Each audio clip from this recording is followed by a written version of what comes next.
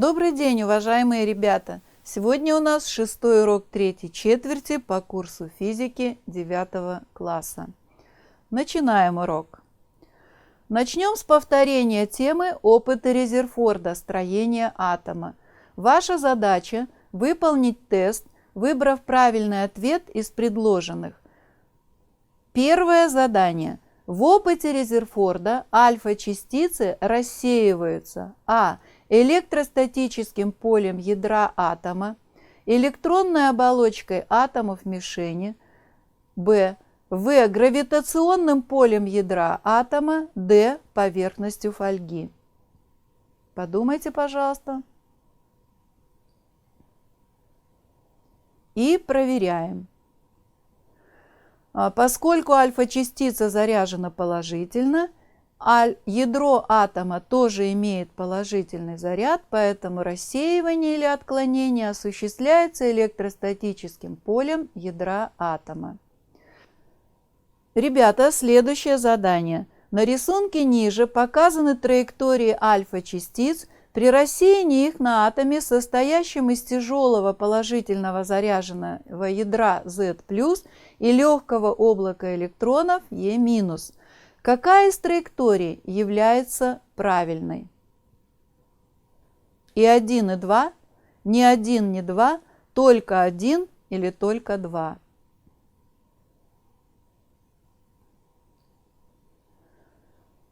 Я надеюсь, что вы нашли ответ.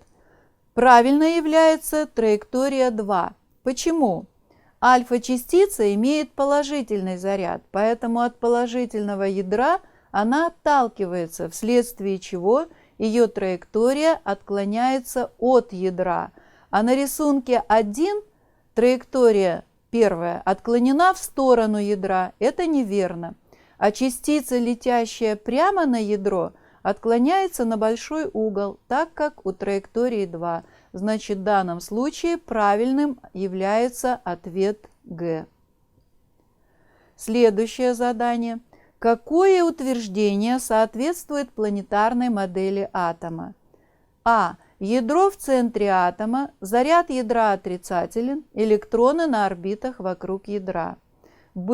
Ядро в центре атома, заряд ядра положителен, электроны на орбитах вокруг ядра. Электроны в центре атома, ядро обращается вокруг электронов, заряд ядра отрицателен. И электроны в центре атома, ядро обращается вокруг электронов, заряд ядра положителен. Чтобы ответить на этот вопрос, нужно хорошо знать, как устроена планетарная модель строения атома. Вы помните, что опыт привел Резерфорда к мысли о существовании в атоме ядра в его центральной части. Ядро заряжено положительно. Электроны же находятся на орбитах вокруг атомного ядра, как показано на рисунке. Следовательно, правильный ответ Б. Ядро в центре атома, заряд ядра положителен, электроны находятся на орбитах вокруг ядра. Следующее задание. На рисунке изображены схемы 4 атомов.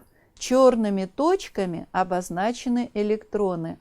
Атому бора, который имеет номер 5 в таблице Менделеева, соответствует схема. Подумайте, пожалуйста.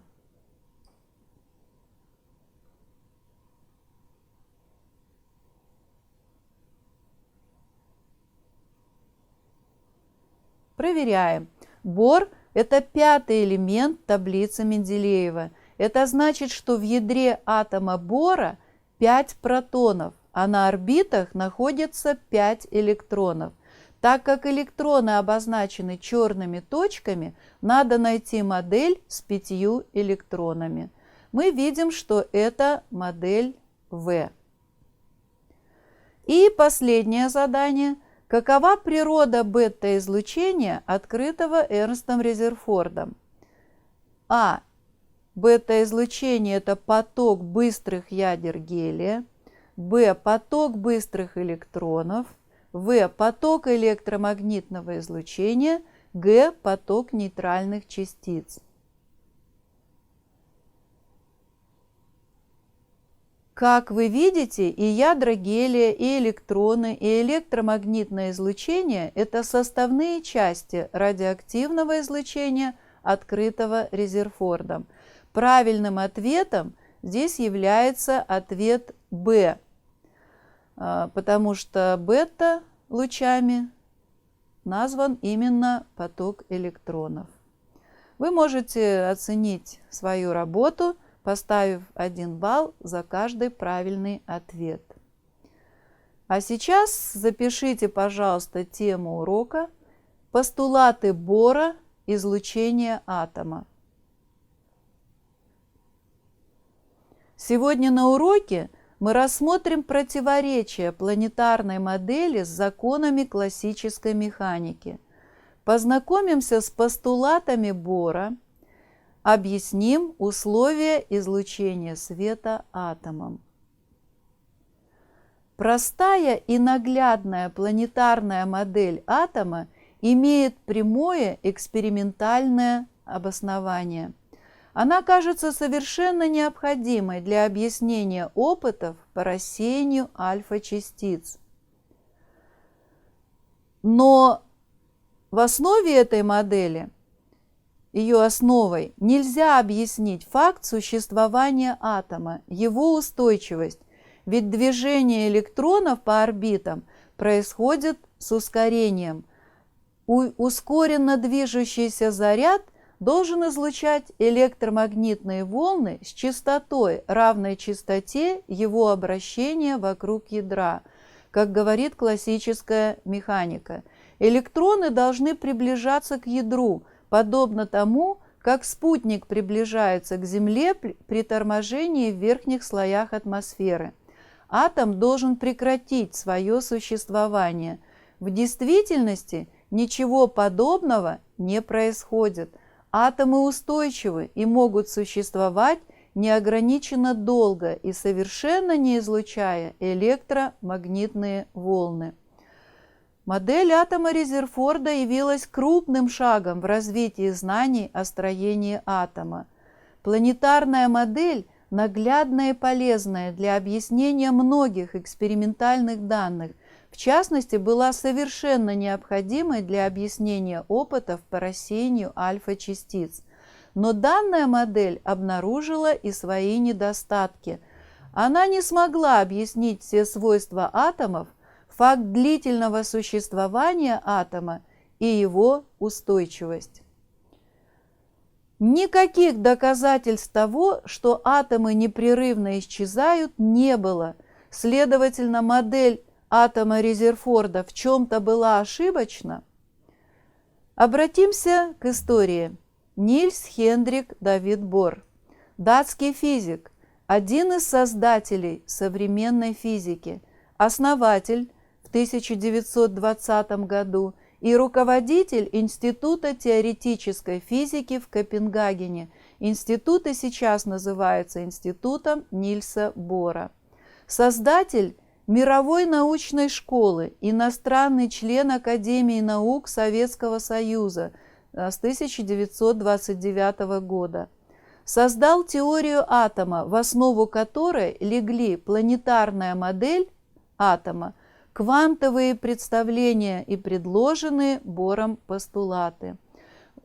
Также он произвел ряд важных работ по теории металлов, теории атомного ядра и ядерных реакций.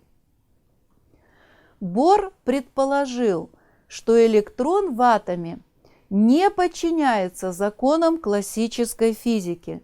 И, конечно, на это была нужна огромная научная смелость. В 1913 году Бор показал, что поведение микрочастиц нельзя описывать теми же законами, что и макроскопических тел. Законы микромира – другие законы. Эти законы в начале 20-го столетия еще не были установлены наукой. Бор сформулировал их в виде постулатов, дополняющих и спасающих атом Резерфорда. Первый постулат Бора говорит о том, что атомная система может находиться только в особых, стационарных или квантовых состояниях, каждому из которых соответствует определенная энергия. Это продолжение пока первого постулата. Электрон может вращаться вокруг ядра не по произвольным, то есть каким угодно, а только по строго определенным, их называют стационарными, круговым орбитам. Значит, еще раз, ребята, внимание, электрон вращается не по произвольным, а по стационарным круговым орбитам. И этот же постулат оканчивается следующим. При движении по стационарным орбитам электрон не излучает и не поглощает энергии. Это все первый постулат. Мы запоминаем. Второй постулат Бора говорит о том, что излучение света происходит при переходе атома из стационарного состояния с большей энергией в стационарное состояние с меньшей энергией. На рисунке вы видите атом. Электрон в этом атоме находится на орбите с номером m и переходит на более низкую орбиту с номером n. При этом выделяется энергия в виде излучения. Ее частота определяется выражением ню равняется Em минус En разделить на H. Так как энергия испущенного кванта равна разности энергии стационарных состояний Em и En. Обратите внимание, что в формуле есть некая величина h. Это постоянная планка, которую вы можете посмотреть в таблице физических констант. Сейчас вы можете записать термин «квант» в словарь. Латинское «квантум» значит «сколько». Имеется в виду неделимая часть какой-нибудь величины в физике. Можно говорить, например, «квант энергии». Продолжаем. При этом смотрим, что энергия испущенного атомом излучения, или можно говорить кванта излучения, равна разности энергии стационарных состояний, а частота излучения определяется уже сказанной нами формулой. Вот здесь нужно будет сказать, что Em – это энергия в более высоком энергетическом состоянии, а En – энергия атома в более низком энергетическом состоянии.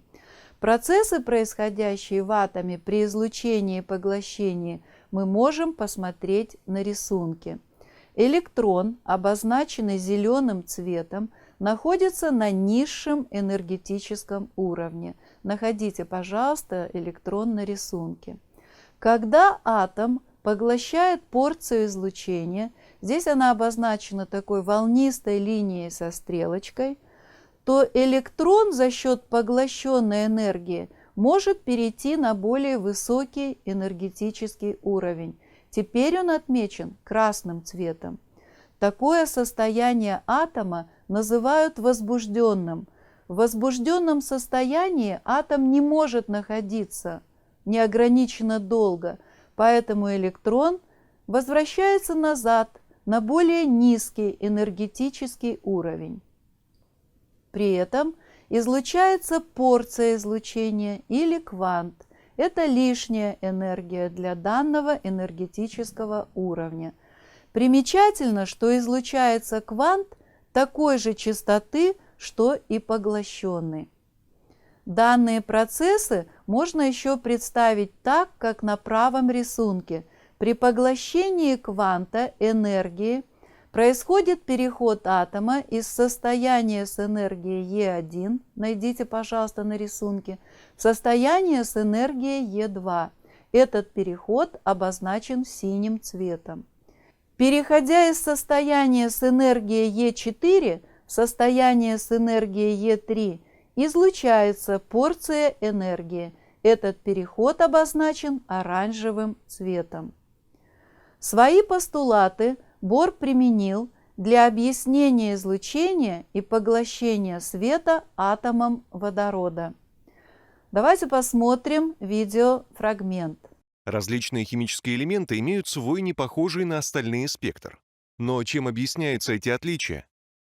Ответить на этот и другие вопросы стало возможным лишь после появления новой физической теории, которая получила название квантовая механика. Основная заслуга в ее появлении принадлежит физику издания Нильсу Бору. Что нам уже известно о строении атома вещества? Мы познакомились с опытом Резерфорда, благодаря которому была предложена планетарная модель строения атома. Альфа-частицы не только проникали через золотую фольгу, но также отклонялись на очень большие углы. Объяснялось это явление тем фактом, что основная масса в атоме содержится в положительном ядре, вокруг которого движутся отрицательно заряженные электроны. Вспомним, как выглядит модель атома водорода. В центре находится положительное ядро. Около ядра по орбите вращается всего один электрон. С помощью этой модели можно объяснить рассеивание альфа-частиц. Но оставался открытым вопрос, почему спектр атома водорода линейчатый? Нильс Бор предложил теорию, согласно которой атомы могут находиться как в основном невозбужденном состоянии, так и в возбужденном состоянии. Невозбужденному основному состоянию атома соответствует положение электрона на самой близкой к ядру орбите. Чем больше возбужден атом, тем дальше от ядра расположена разрешенная орбита электрона. Основные положения были сформулированы Бором в следующих постулатах. Первый постулат Бора. Атом может длительно пребывать только в особых, стационарных состояниях, каждому из которых соответствует определенное значение энергии. В стационарном состоянии атом не излучает и не поглощает электромагнитные волны. Стационарным состоянием атома соответствуют стационарные орбиты, по которым движутся электроны. Электроны переходят не на любые, а лишь на разрешенные для данного элемента орбиты. Номера орбит в общем случае обозначают буквами латинского алфавита N, K и так далее. Нумерация начинается с ближайшей к ядру орбиты. Второй постулат Бора. Излучение света происходит лишь при переходе атома из стационарного состояния с большей энергией ЕК в стационарное состояние с меньшей энергией ЕН. Этот переход можно записать в виде формулы H равно ЕК минус ЕН, где ЕН минус ЕК – это разность энергии стационарных состояний. H – это порция энергии, которая выделяется при переходе электрона с более высокой орбиты стационарного состояния на более низкую. При переходе электрона со стационарной орбиты с меньшей энергией на орбиту с большей энергией атом поглощает порцию энергии.